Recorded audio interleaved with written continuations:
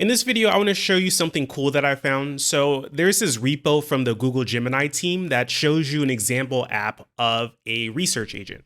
So this is the basic app here, and you can put in a query and it will research it for you. So I just put in what is the best language and framework to build a web app in 2025. So this is in Python. The front end is React, but it's just for the components. But the idea behind this is it will do some research for you based off your query, and then it will determine if that research is enough. If it is, it will give you an answer. If it isn't, it will do more research until it finally returns an answer.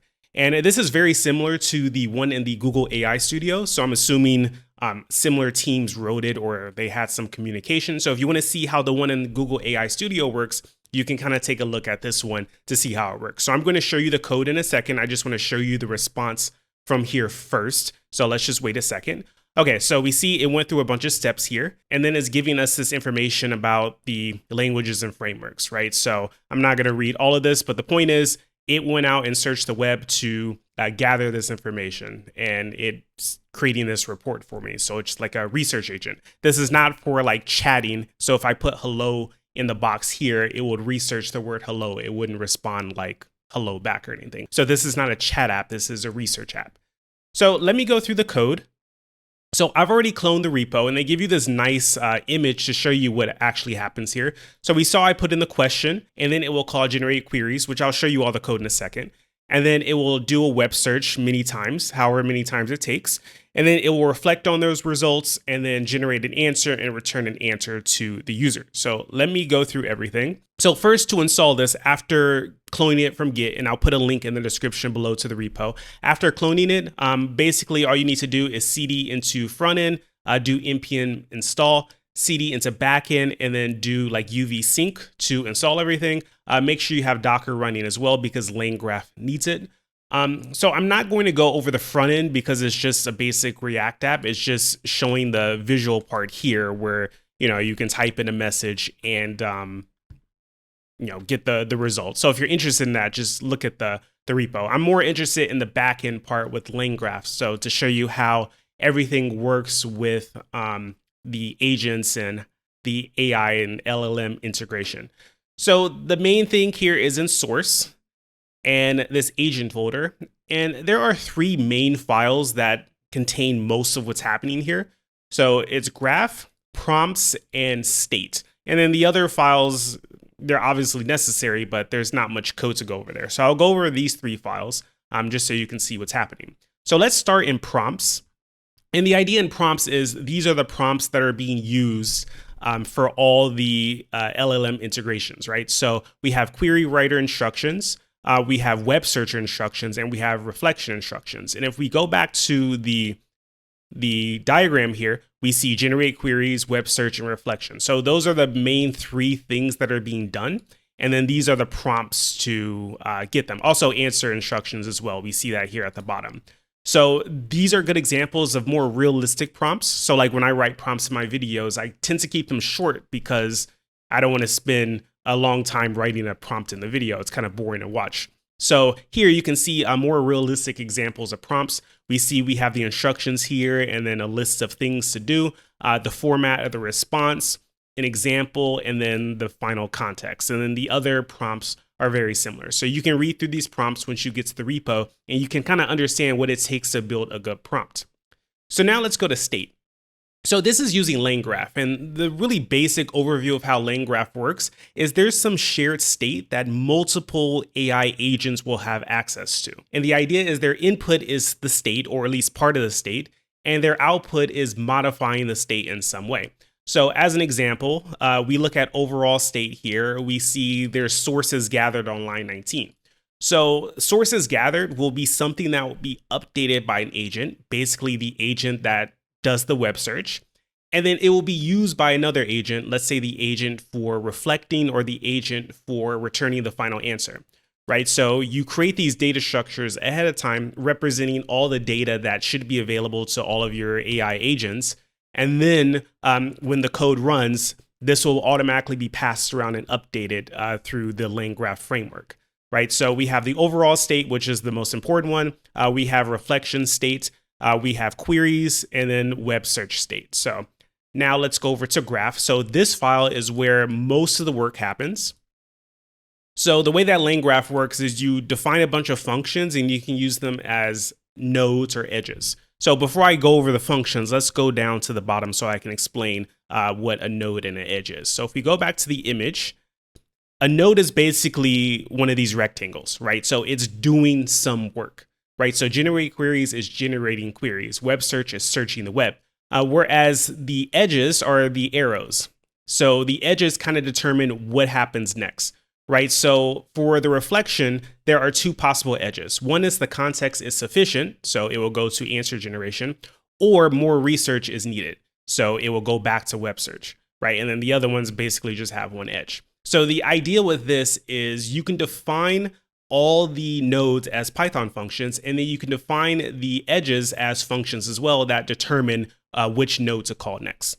So let's go down here and let's take a look. So we have this add node, and we have 4 nodes defined here. So generate query, web research, reflection, and final answer, which matches what we have here in the image. And then we have edges. So we have the start edge. So it just tells LangGraph where to start the execution. And then we have this add conditional edge. So basically it's saying after generate query, what we want to do is we want to call the continue to web research function to determine where to go next. And the only possibility is web research. But this is actually special because it can be more than one call to web research. It's not just one call. So that's why we need the function here. Then we have the edge for web research to reflection. So after the research is done, we need to reflect on it. So that is a direct connection. After web research is done, it will always reflect. And then the conditional edge for reflection. So after reflection is done, we will evaluate research. And then we have 2 possibilities, web research and final answer. And then finally, the last edge we have is finalize answer, just saying that it leads to the end of the execution. So let's take a look at these functions. And I'll just quickly go over what they're doing. So we have generate query here. So the idea is it's going to get in the state. There's not much here yet. It's going to basically create an object that will allow it to connect to the LLM and send a request. And basically, we're taking the query writer instructions. So these are the instructions from the prompt in prompts.py. And then it's just filling in the variable information and it's sending it to the LLM. And the LLM is going to return a response that can be formatted in such a way that the list of queries can be put in this query list here. So this will be returned and then the state will be updated automatically by LangGraph. So continue to web research, the next function. This is to determine how many web research calls need to happen. So if it's like 5 sources need to be found, then it can be 5 calls here. It will send web research 5 times and they will run in parallel. If it's 50, it will send 50. So if we go back to the example here that I used, let's see if we can find out how many it used. So the first time it did web research, it used 29 sources.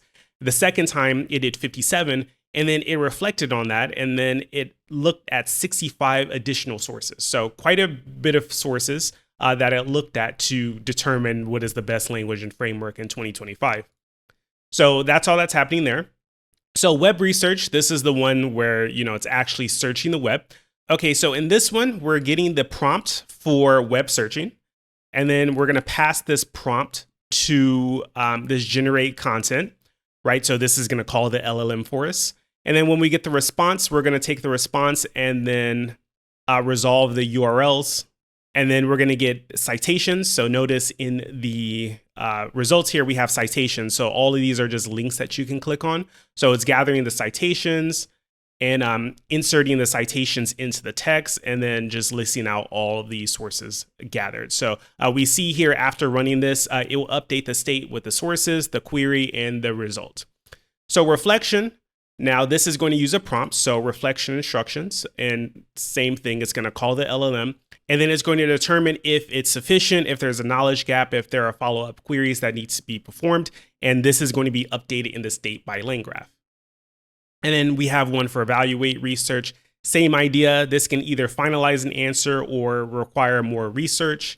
And then in finalize answer, it's basically going to take everything from before. So everything that's in the state, and it's going to combine it into one message so the user can see the output as we saw. And then down here, this is where everything was done. So I know that was a very quick overview of how everything worked, but the idea is because it's a repo, like you can clone it yourself and you can look at all the code, and you can use this as an example of how to build your own AI powered apps. So this uses LangGraph. I'm not a big fan of LangGraph, but you can use LangGraph if you like. You can use Pydantic AI, or you can just write your own code. The ideas are going to be the same. There are just different ways you can achieve the result. So that's all I want to show you in this video.